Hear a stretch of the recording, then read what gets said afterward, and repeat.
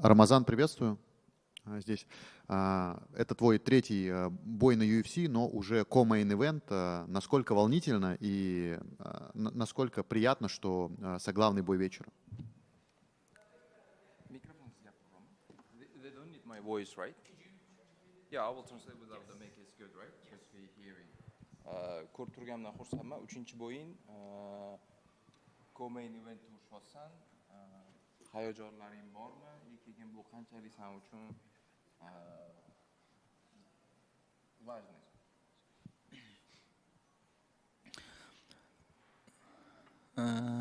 Bu Komi eventda jang qilayotganim juda katta men uchun mas'uliyat.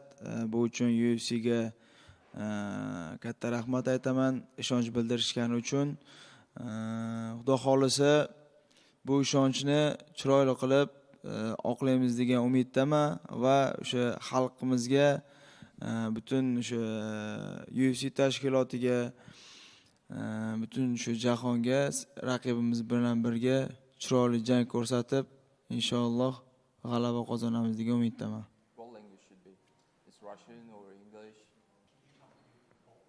Both. Я очень рад находиться здесь. Дай бог мы покажем очень хороший бой.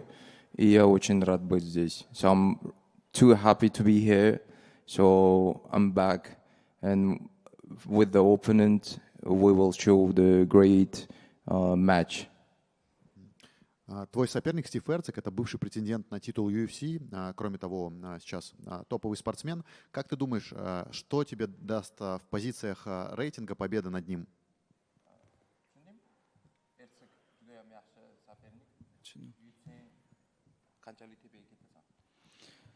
Inshaalloh Xudo xolasa bu jangni yutsak, nasib bo'lsa o'sha Steve Ercik hozir top 10 da o'rniga Xudo xolasa ko'tarilamiz degan umiddaman. Dalshe Xudo xolasa yana UFC kimga bersa, Xudo xolasa maqsad o'sha bitta chempionlik.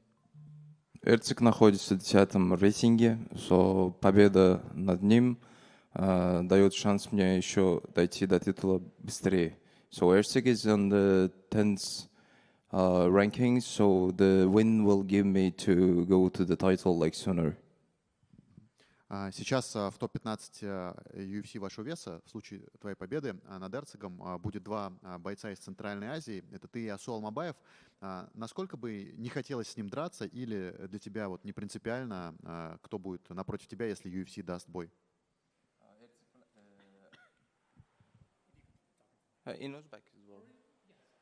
Asu Almabayev bilan yonma-yon ketyapsizlar, ya'ni Central Aziyadan birga chiqyapsizlar. Un bilan urushish senga qanchalik важный, или un bilan urushging kelmaydimi o'zi, shu bitta joydan bo'lganingiz uchun, Central Aziyadan bo'lganingiz uchun?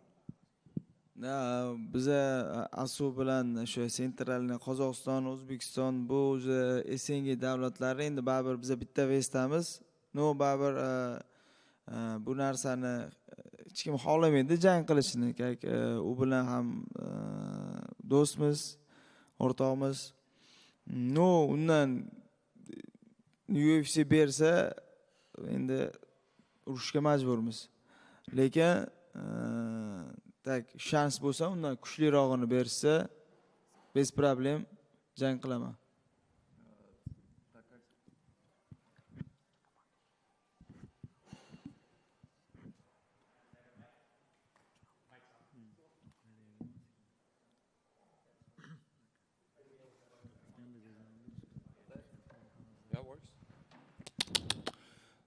Так как мы дружеский народ, нам не хотелось бы подраться с ним. Мы в хороших отношениях с Асу. Если была бы возможность кого-то из выше него, я бы с радостью подрался бы с другим человеком. So we are like friends with Asu, so it's a bit like strange to fight with him. If UFC will give any top opponent about the Asu, so that would be great for me. И последнее от меня. Недавно Дана Уайт приезжал в Узбекистан на переговоры, и появились слухи о том, что UFC может пройти там. Во-первых, есть ли у тебя какие-то подробности, может быть, ты уже тоже знаешь какие-то даты, когда это случится. А во-вторых, хотел бы ты возглавить этот карт или, может быть, там в соглавном бою вечера подраться? Насколько важно было бы тебе там выступить? Birinchi savoli, Dana White O'zbekiston to'g'risida gap ochdi. UFC O'zbekistonda bo'lib o'tadi deb aytdi. Shu to'g'risida senda qanaqadir informatsiya bormi? Ikkinchi savoli, o'sha yerda urushish niyating bormi? Ya'ni glavniy bo'yda yoki saglavniy bo'yda? Bu o'sha xabarni eshitganda biz rosa ham xursand bo'ldik. O'sha O'zbekistonda UFC bo'lishini aytishganda, lekin undan tashqari yana boshqa xabarlardan xabarimiz yo'q. O'sha qaysidir datada Xudo xolisa bo'lib o'tishini aytishdi. Juda ham xohlardim shu O'zbekistonda o'zimizni o'sha davlatimizda shu glavniy kartda inshaalloh mana shu jangni chiroyli tarzda o'tkazib, keyingi jang o'sha topdan yana zo'r bois bilan farqi yo'q, kim bo'lishidan qat'iy nazar O'zbekistonda glavniy bo'yda chiroyli jang ko'rsatish. Да, я слышал об этом, то, что UFC едет в Узбекистан, и мы были очень рады. У меня нету других информаций насчет, когда будет и где будет. Мне хотелось бы там подраться в главном бою и с хорошим оппонентом. So when we heard that the UFC coming to Uzbekistan, we were too happy, but I don't have any other information when it will be. So I would be too happy to fight in my country, in main fight, with good opponent. Спасибо, удачи. Hi Ramazan, Yusuf here. Steve Herzig, he has experience in fighting two former champs and a title contender. Where do you see the advantage or the strong points that you have and you can bring to the table? Steve Herzig ikkita бывший chempion bilan urushdi. Sani o'zingni kuchli tomoning qayerda deb o'ylaysan Steve Herzig ustidan?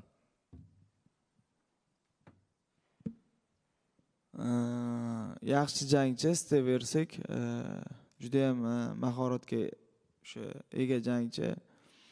Xo'p, endi men o'zi undan unaqa raqiblarimdan o'zimni ja ustun qo'ya olmayman.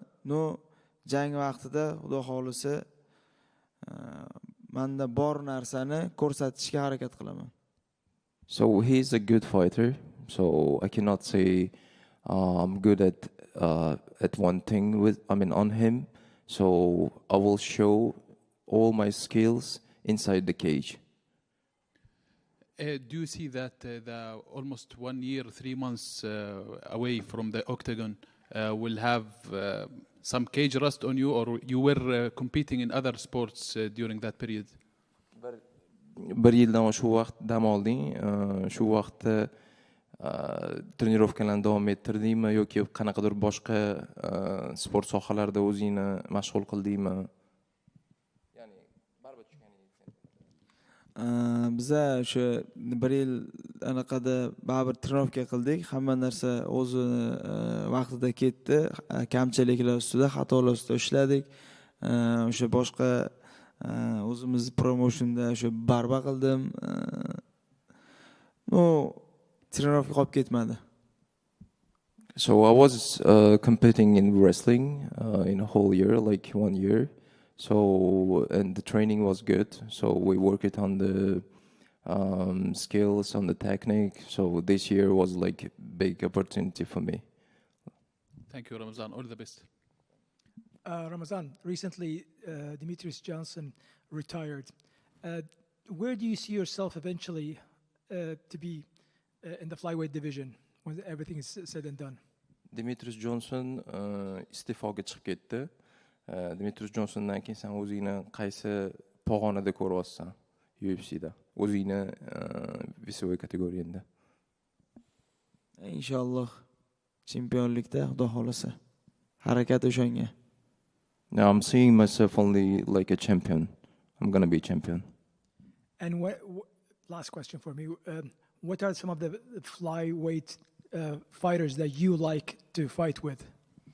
O'zingni весовой kategoriyanda qaysi jangchi bilan jang qilgan bo'larding? Bu jang sen uchun qaysi biri juda ham yaxshi bo'lardi? Qaysi jangchi?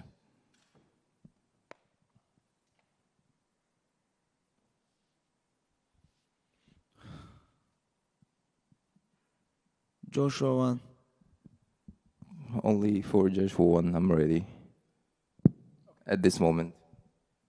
Chunki u ham stokada urushadigan jangchi va anaqa orqaga qaytadigan jangchi emas. Men ham xuddi shunaqa, xudo xolasa juda chiroyli jang bo'lardi. Because he's also fighting like on standing, so he never goes back. So it would be a great matchup for us. Assalomu alaykum.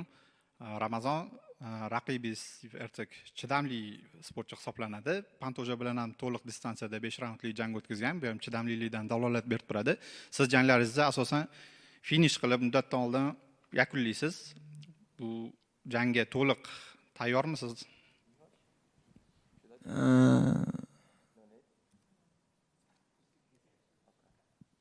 To'liq davom etishiga degan ma'noda so'rayman. Inshaalloh biz 3 raundli jangga nastroy qilib tayyorgarlik ko'rib chiqdik. O'sha tayyorgarligimiz ham 2 oy 3 oy tayyorgarligimiz ham 3 raundli jangga bo'ldi.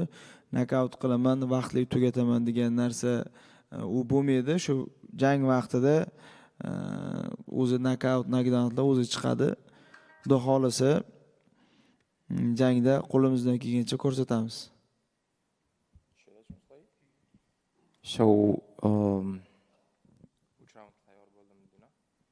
So we are getting ready for the full distance. So the knockouts and other like submissions will come itself. So we are ready for the like 3 rounds.